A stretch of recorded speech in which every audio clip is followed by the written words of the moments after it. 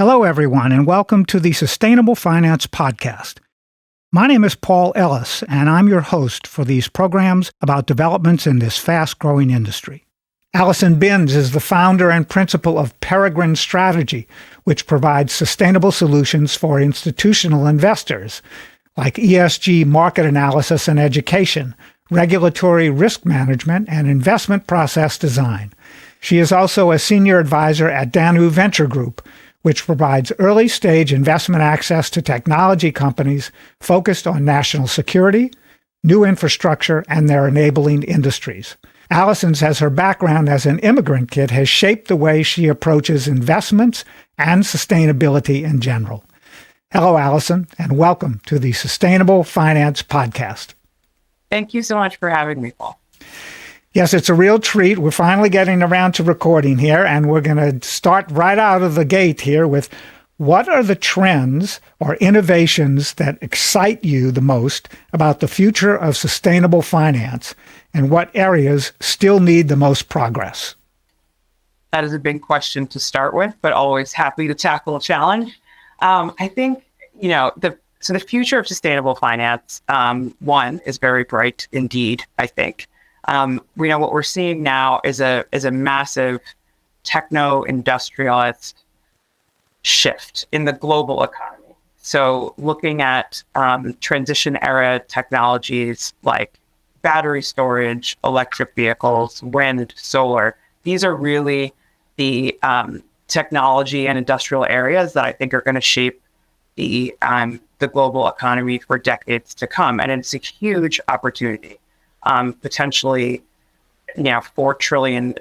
We think it's going to be about 30 to 40% of the total economic opportunity around the world. That's a big challenge, though, because we're not currently set up to prioritize those technology and industrial areas. And so you're going to see a huge shift towards these more sustainable technologies.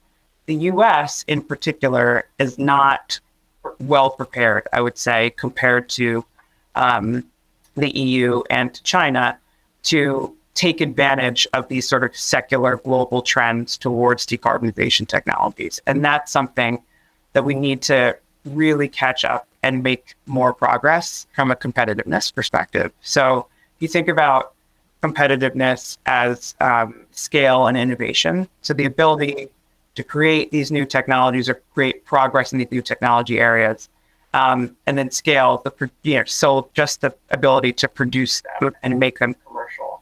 We're really lagging behind China, which leads on almost every sort of transition area technology, and the EU, which has had a much more comprehensive and focused effort to transition the European Union economy towards decarbonization, towards 2050, et cetera. So there's a great white paper from BCG on this sort of techno-industrial shift that shows these transition era technology areas and how the U.S. is currently positioned to sort of capture economic value here. And it really is going to be a challenge for the U.S. to keep up with this shift if we don't have economic and regulatory tailwinds, making it commercially attractive to pursue these technology areas in the short term. We still, the top 3 for export areas from the U.S. are still very much tied to hydrocarbons. And I think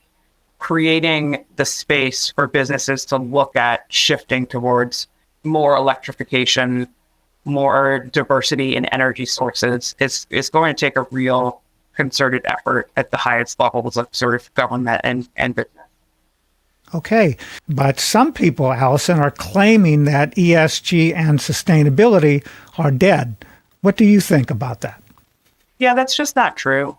It's just it's not true. I need a hard pass on that. I'm glad you're laughing. But I'm laughing because it's just so farcical. Before sustainability had a name, before ESG was an acronym, and people love to come for acronyms, you can't have 3-letter acronyms anymore. We just need to stop doing that. It was just good business. right? Good managers knew that investing in human capital would directly correlate to returns. Good managers knew that protecting the environment and not being subject to regulatory penalties was just good management, right? Good investors knew that there are a lot of things standing between them and a discounted cash flow model, right? Namely, thousands of employees. And I think this idea that somehow sustainability is going to go away is insane. Here's what I am a little bit excited about. People have felt the need to label things as, oh, this is an ESG fund, or this is sustainable, full stop. And the world is just so much more complex than that kind of black and white thinking. And so I do think we can abandon some of the labeling, some of the marketing, some of the greenwashing, and actually get the hard work done. A lot of asset managers that are sort of taking a step back from ESG, their idea of taking a step back from ESG is just calling it something different. Like, you're just using the technical term now. So you're not saying ESG and sustainability, you're saying material non-financial factors. Well, that's what we should have just been calling it the whole time anyway, because that's what they are.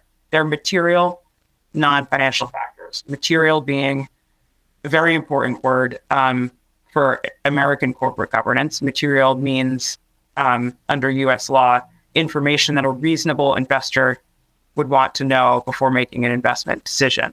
And a reasonable investor is going to want to know if there's a lot of turnover in doctors at a hospital, because that's going to affect cash flow, because when the doctors go, the patients go, right?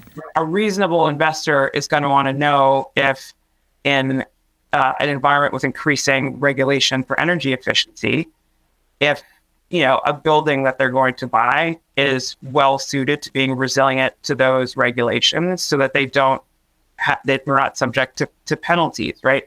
The reasonable investor is very pragmatic, and just because a factor is non-financial doesn't mean that it doesn't have financial impact. It just means that it's not going to be, a line item on an income statement or a balance sheet, but these are things that affect the way companies make money and affect long-term success. And so I think we really do have an opportunity, those of us in the sustainable investing community, to prove out what we've been talking about for years, which is this is a better way of investing. You're capturing a broader spectrum of risk. You're managing a broader spectrum of risk. You're being a more responsible investor by taking in these non-financial factors into account, and not just looking at a very efficient cash flow model and sort of pretending that nothing else matters, right? That's a very good description, in my experience of 25 years, of what is actually happening within the economy and companies when they move in a more sustainable direction over time. How do you see the future of ESG and sustainability issues evolving given the current social and political and regulatory environment in the U.S. and the EU? Let's start there. Yeah, no, I think it's really interesting. Again, I think we're going to stop being as loud about this is sustainable, because from this sort of socio-political perspective, that's fallen out of favor a little bit. But I think we're now sort of under the gun to actually make the business case. We've been saying forever that this is a better way to invest. Okay, we'll prove it out. Start proving out how having a more sustainable approach to business does matter for the bottom line. How tying non-financial factors to lines on financial statements is very important. Understanding how risk factors that are material need to go into a corporate 10K is very important. I think because there are these connections between performance and sustainability factors, I don't think you're going to see it go away. We're just going to talk about it differently. I think what's interesting for the US is that we're now going into a sort of deregulatory cycle in the current administration. And so making the business case is going to be so much more important because you know, this can no longer be a marketing exercise. And I actually think that our ability to entrench sustainable practices are much higher now than they were before, because things are going to have to be commercial. I think you're going to see a sort of flight to the most viable, the most scalable, the most commercial options from an energy transition perspective, new energy technologies, et cetera.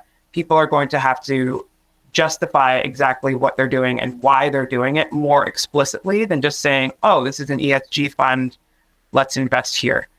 From the European perspective, and frankly, the rest of the global economy perspective, I think it's a completely different story because there are structural trends, secular trends outside of the US towards decarbonization, towards having policy consistency on incentivizing this move towards the energy transition, towards probably not net zero, which may or may not be achievable, but in that direction, right? Like really reorienting things in that direction.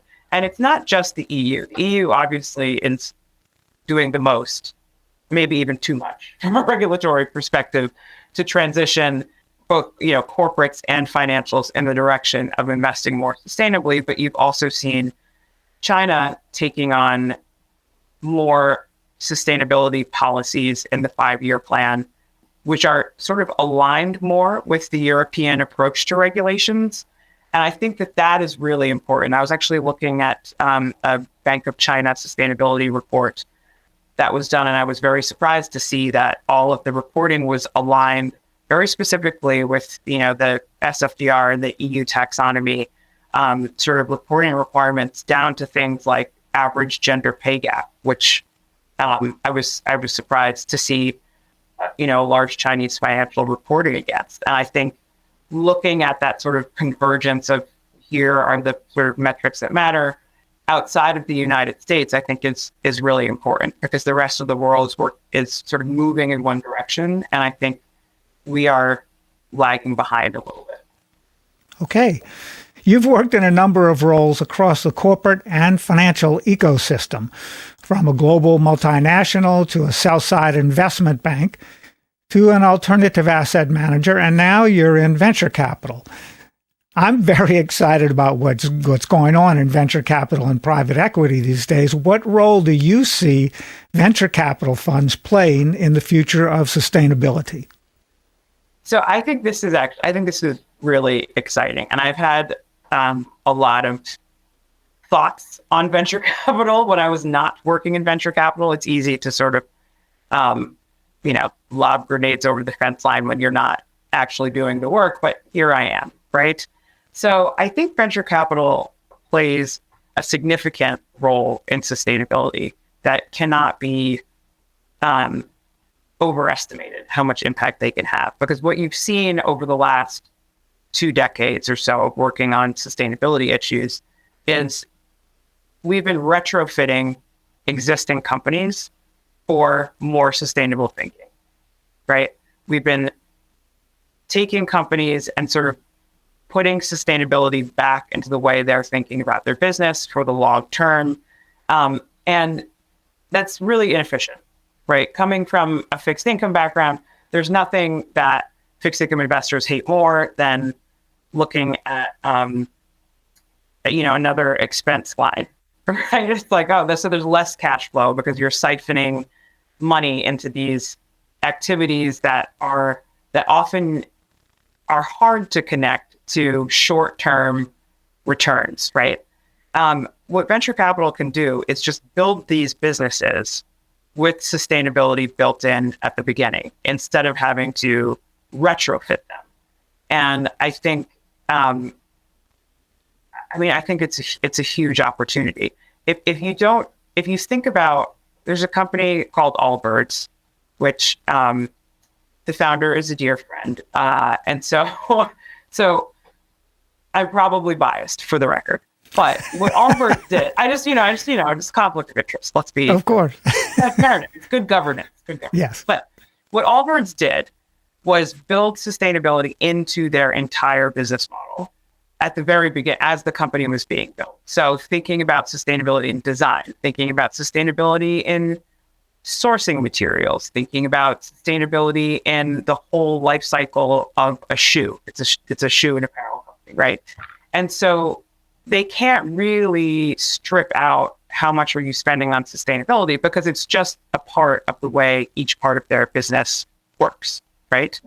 And so that's what I mean by building sustainable thinking, design thinking into companies when they're early stage rather than when they're late stage and you have to go through a bunch of organizational change, which is expensive and hard to do.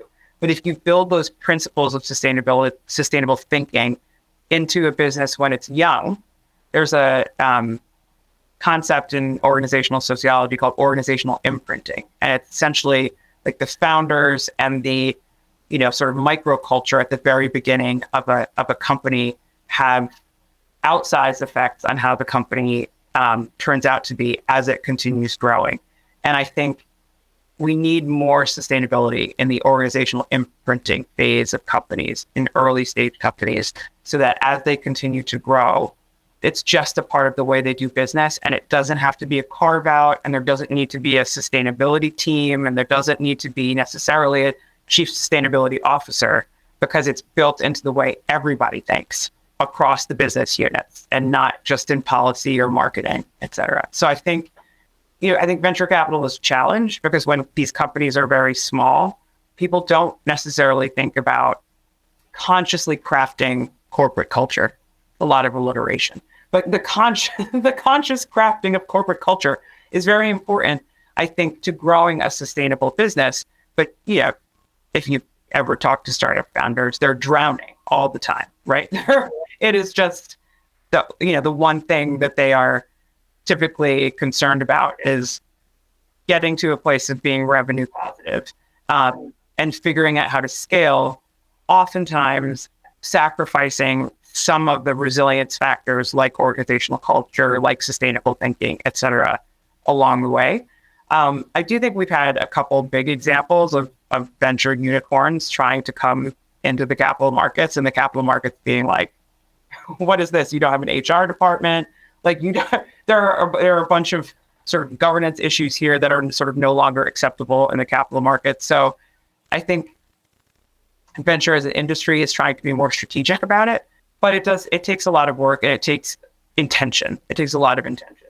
And sort of separately, that's more from every company can be more sustainable, but from a sort of sustainability, pure play perspective, I think there's so many companies now that are focused on sustainable solutions, everything from packaging to new energy technologies. I think the field is really interesting and really robust. I would say some of the challenges are pretty large. There's not a lot of capital for project finance, which I think some of the most interesting infrastructure-focused sustainability companies need, right? And there's a lot of R&D that needs to happen, which has been really challenging to get funding for. It's also a miserable fundraising environment right now. So everybody is struggling, but the ideas are there. And like I said before, because we're in a challenging environment where you can't really talk about, ESG and sustainability in the same way, I do think that the sort of best ideas in VC are going to coalesce around the best investors in VC are going to coalesce around the best ideas that are commercially viable and scalable, and hopefully we'll work with some of the bigger partners in the market in order to achieve scale. So keeping an eye on the Amazon venture arm and the Google venture arm to see what they're thinking about, because the scale is so important.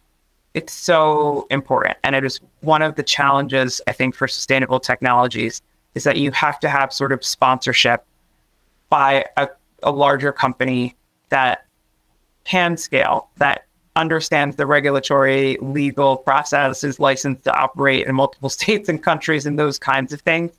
It's one of the reasons, and I'm going to stop talking in a second, but it's one of the reasons that I still am very big on the role of oil companies and large global multinationals in the energy transition and in sustainable finance and technology, because they have those skills that small companies are never going to be able to get, right? I mean, and they've created this global architecture over, for an Exxon of 130 years or something, where, they have a license to operate in every country on earth except probably North Korea, right? And they can work across regulatory boundaries, legal challenges, language. I mean, all of these things that make scaling technologies difficult, they have the infrastructure for. And so I think, you hope that when the right zero carbon energy technology is invented or discovered, that they get a sponsor that is a big company that can help to sort of push it across all of the different systemic boundaries that we have.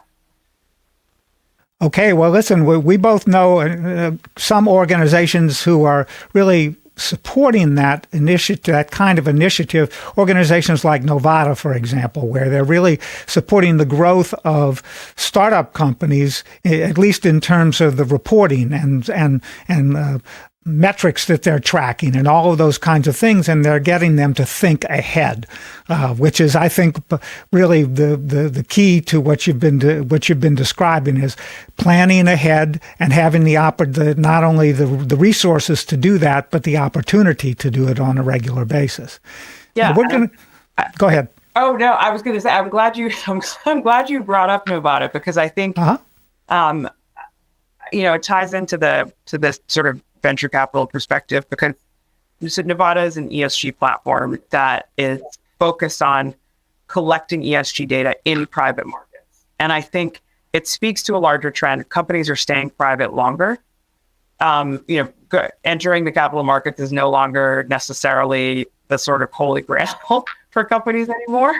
And so, but private companies have no responsibility to report on sustainability necessarily.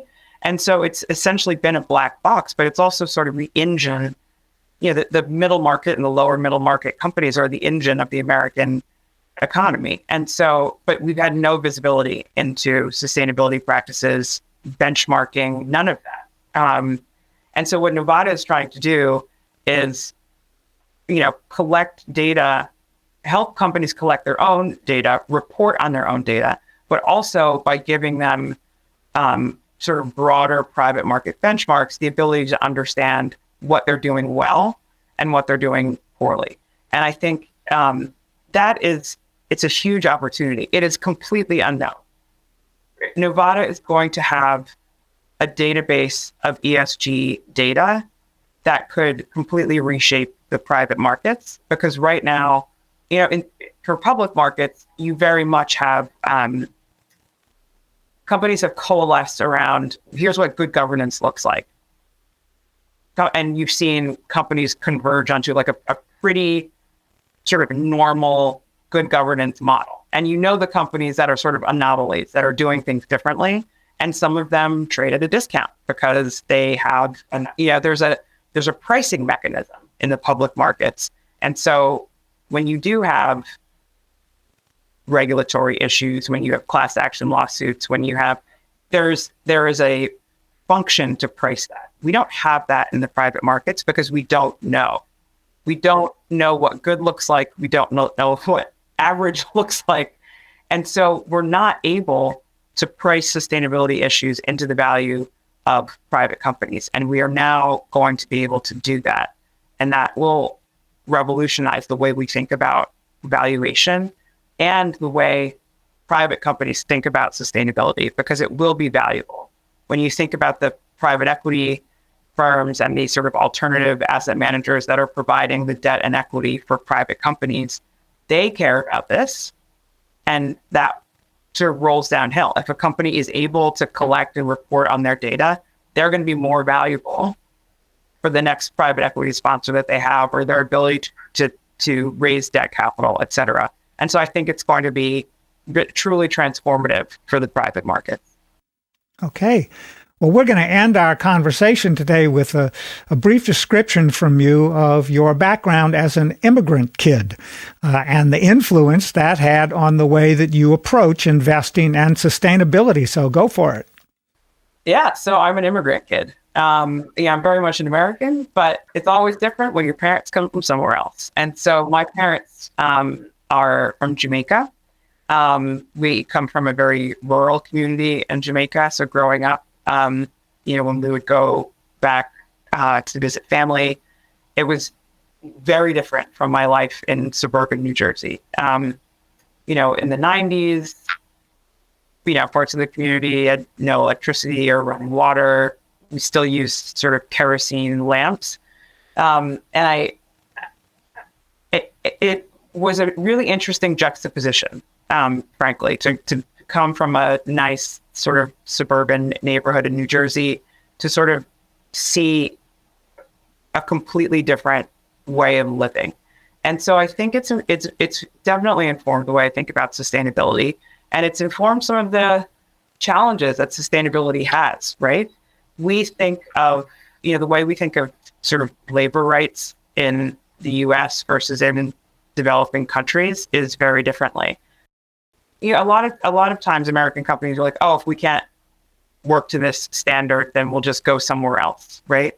But when it's your family and you know how precious any kind of job is, right? It just is viscerally very different to think about. And so I would rather companies stay engaged to improve working conditions than to sort of just take their things and leave. I also think about the environment that we're in and the challenges that we face and this existential crisis of the energy transition. I promise you that, my family was not a key driver of climate change and emissions, right? We were very much, even when I was a child, going places on donkeys, not on cars, not a huge sort of industrial footprint. And so when you think about the burden of who should be paying for climate change, when you think about the difference between northern and southern hemispheres, when you think about the difference between the developed economies and developing economies, often I don't think we're sharing the burden equitably, not equally, equitably, given where the roots of the current climate crisis. And it's particularly challenging for energy because, the developed world developed based on extraordinarily cheap oil and gas, right? That's where the Industrial Revolution's engine comes from. And now that climate is a problem, it's hard to say, well, we did this and we've created this problem, but we've also grown our economies. You, Southern Hemisphere countries, should not have that same opportunity. I think that is a very challenging conversation to have. There are no easy answers there. I think, the U.S. is going to have a hard enough time decarbonizing its own economy. And I think it's increasingly less popular to think about aid to other countries that are also going to face those challenges. In some ways, I hope that the energy transition follows a sort of leapfrog model. And I'll tell you what I mean. When I was little going back and forth to Jamaica, I remember the scheduling of phone calls, right, was challenging. My mother would send a letter 3 months in advance. It would get there at some point, go, telling our family members to be waiting for a call, which means they have to walk a few miles to the local corner store. And then my mother would call the corner store and then you'd be able to have a sort of voice conversation. And so that was how it was for most of my life. And then at one point, my uncle called on his cell phone while skinning a goat in his backyard. And it was they just skip the landlines, right? You skip the landlines. You skip right to the newer technologies, right? Yeah, exactly. And so you hope that the energy transition shows that kind of leapfrogging where it's like, okay, you don't have to put up a bunch of telephone poles. You can just have digital infrastructure instead. So from an energy transition perspective, I hope that there are cheaper and commercially scalable forms of, lower carbon technologies that can still be a solid engine of economic growth without having to rely on oil and gas, which is, of course, the driver of the last 100 years of economic progress. Allison, it's a fascinating story. I'm really glad that we took the time to have you describe your past from this perspective. Right now, what I want to know is where online can Sustainable Finance Podcast followers go to learn more about Peregrine Strategy, LLC, and Danu Venture Group, and how can they get in touch with you with questions about the topics that we've discussed in today's episode? Well, you can always find me on LinkedIn. You can also visit my website, which is www.peregrinestrategy.com. The venture capital group that I advise is Danu Venture Group, which is danuvg.com. And I also am an advisor to two ESG startups in Nevada, who we talked through a little bit previously, and Persephone AI, which does carbon accounting.